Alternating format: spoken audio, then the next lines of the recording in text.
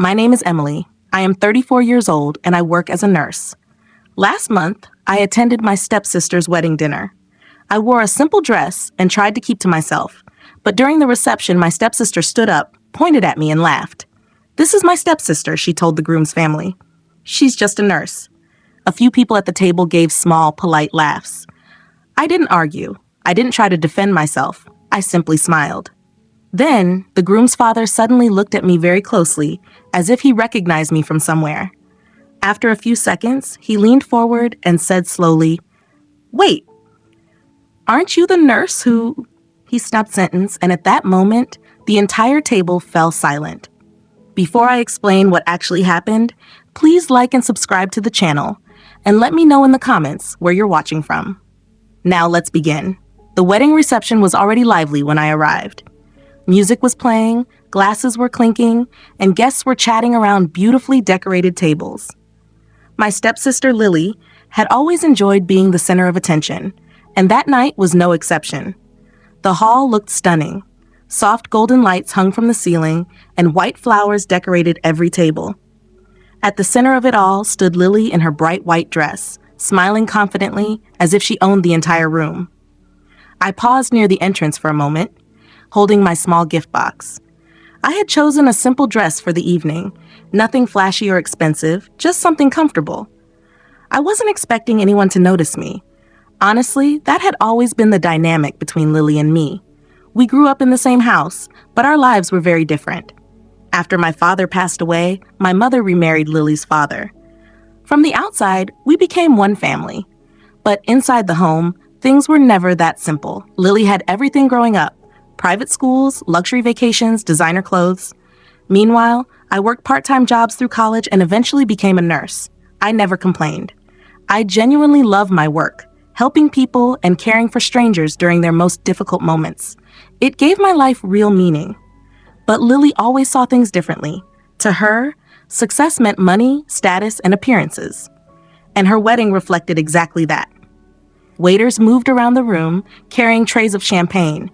A small band played soft music near the dance floor.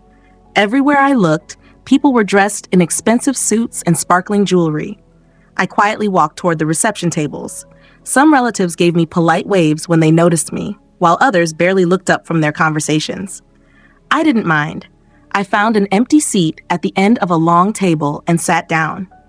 From there, I could see Lily moving through the crowd. She looked happy, truly happy. Her groom, Mark, stayed close beside her, introducing her to different guests. From what little I knew, Mark seemed like a decent man, calm, polite, and quite different from Lily. After about 20 minutes, dinner service began. Guests gradually returned to their seats. Plates were placed on the tables, and the room filled with the soft sounds of cutlery and quiet conversations. That's when Lily suddenly stood up from her chair. She tapped her glass with a spoon, and the clear ringing sound spread across the room.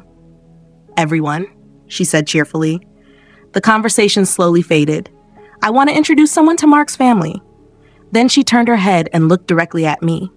I felt dozens of eyes follow her gaze, and my stomach tightened slightly. "Emily," Lily called out, gesturing toward me. "Come here for a moment." I wasn't expecting it, but refusing would only create an awkward scene. So I stood up and walked toward the main table, aware of the guests watching as I approached. When I reached her, Lily placed a hand on my shoulder. Her smile appeared friendly, but I recognized it. I had seen that expression many times growing up. It was the smile she used right before making a remark at someone else's expense. She turned toward the groom's family sitting nearby. "This," she said, gesturing toward me, "is my stepsister." Then she let out a light laugh. She paused briefly, building attention before adding, "She's just a nurse." A few people at the table chuckled politely. Someone quietly said, "Oh, that's nice." I felt the familiar wave of embarrassment rise inside me, but I kept my expression calm.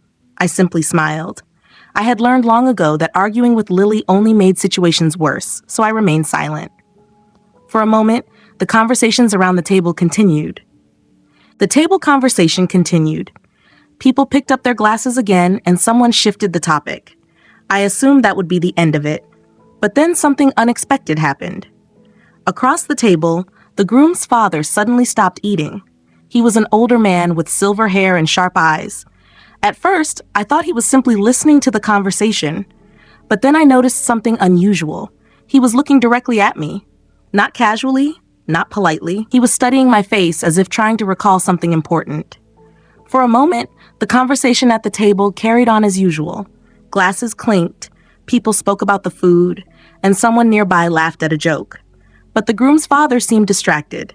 He slowly set his fork down and leaned back in his chair, still focused on his thoughts. Mark noticed the change in his father's expression. "Dad, everything okay?" he asked. The older man nodded, though his attention still seemed elsewhere. "Yes, I'm fine," he replied quietly. Then he looked around the table briefly, as if organizing his thoughts. Lily didn't notice any of this. She was busy talking about her honeymoon plans. "We're going to Italy first," she said with excitement. "Rome, then the Amalfi Coast. I told Mark we deserve something unforgettable." Several guests smiled and offered their congratulations again. The waiter returned and began serving the next course. Plates were replaced, fresh glasses were filled, and the music from the band grew slightly louder as the evening went on. Everything appeared like a normal wedding reception. But the groom's father still seemed deep in thought.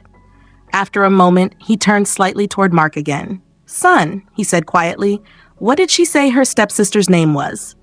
Mark glanced in my direction. "Emily." The older man repeated the name slowly, as if testing it against a memory. Lily laughed lightly.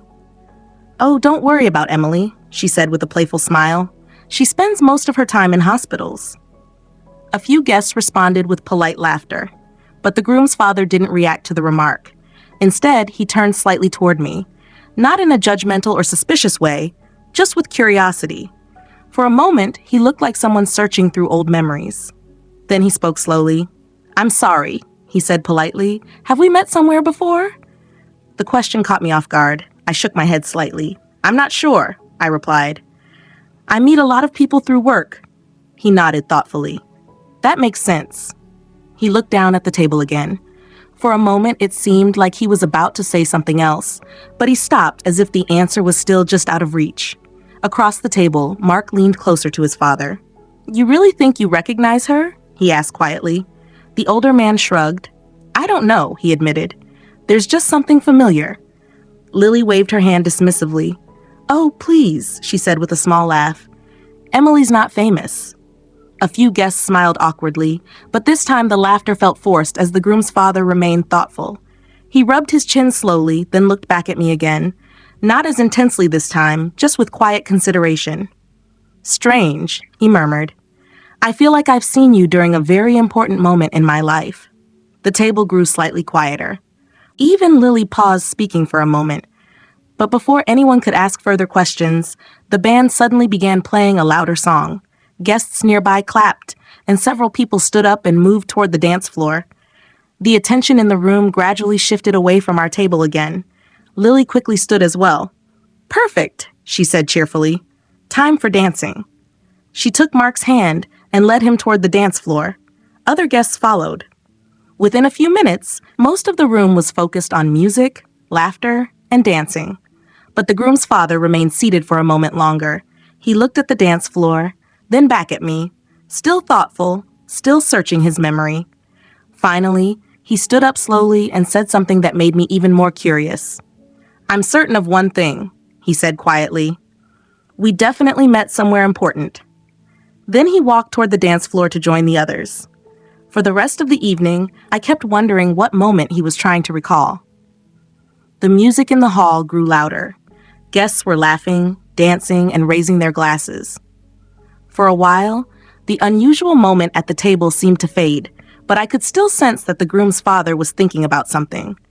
Even from across the room, I noticed him glancing in my direction a few times while people danced around him, as if a memory was slowly returning. About 20 minutes later, the band paused for a short break. Guests returned to their seats, catching their breath and drinking water. The groom's father came back to the table and sat down again. This time he looked more certain, as though something in his mind had finally connected. He looked at me again, and now there was clear recognition in his eyes. He leaned forward slightly. "Emily," he said slowly. "Yes," I replied. For a moment he didn't speak. Then he asked a question that caused the entire table to pause. 3 years ago, were you working at St. Mary's Hospital? My heart skipped slightly. Yes, I answered carefully. The older man exhaled slowly, as if a missing piece had finally fallen into place. I knew it, he said quietly. Mark looked confused. Knew what, Dad? The groom's father turned toward his son, his voice calm but filled with emotion. 3 years ago, he said, I was in a serious car accident. The area around us grew quiet. I was rushed to the emergency room in critical condition, he continued. He paused briefly. The roads were blocked that night because of a large protest downtown. Most of the doctors were delayed trying to reach the hospital. Several guests leaned in, listening closely. For nearly 6 hours, he continued slowly, there was only one nurse who stayed with me. He gently pointed toward me. That nurse was Emily. The table fell completely silent. I felt many eyes turn toward me. He continued speaking, his voice filled with appreciation. She monitored my breathing, checked my pulse, and kept talking to me so I wouldn't lose consciousness. He looked at Mark. If she had stepped away even once, I might not have survived until the doctors arrived. Mark stared at me in shock. You saved my dad. I shook my head slightly. I was just doing my job. But the groom's father shook his head firmly. No, he said. You did much more than that. He then turned slowly toward Lily, and his expression changed. The warmth in his voice disappeared. You introduced her as just a nurse, he said calmly. The room was completely silent now. No one moved. You shouldn't say just a nurse about someone who saves lives. Lily's face lost its color. For the first time that evening, she had no response. The groom's father looked back at me. If it weren't for you, he said quietly, I wouldn't be here today watching my son get married. Mark stood up from his chair and walked around the table toward me. Then he extended his hand. Thank you, he said sincerely. I truly mean that. Some guests began whispering softly. Others appeared embarrassed about laughing earlier. One older woman nearby even shook her head at Lily in disapproval. I suddenly felt uncomfortable being the center of attention, so I gave a polite smile. As I said, I told them, I was just doing my job. But the groom's father spoke again. And you did it better than anyone could have. The band started playing music again in the background, and the reception slowly returned to its normal energy. But something had clearly shifted. People now looked at me differently. Not as the quiet stepsister in a simple dress, but as someone who had done something meaningful. Meanwhile, Lily remained unusually quiet for the rest of the evening. Her earlier confidence was gone, and for the first time in years, she avoided meeting my eyes. Sometimes the most impactful moments in life don't come from revenge.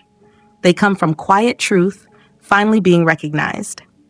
And that night, an entire room understood something important. Never underestimate someone because of their job, especially when that job involves saving lives.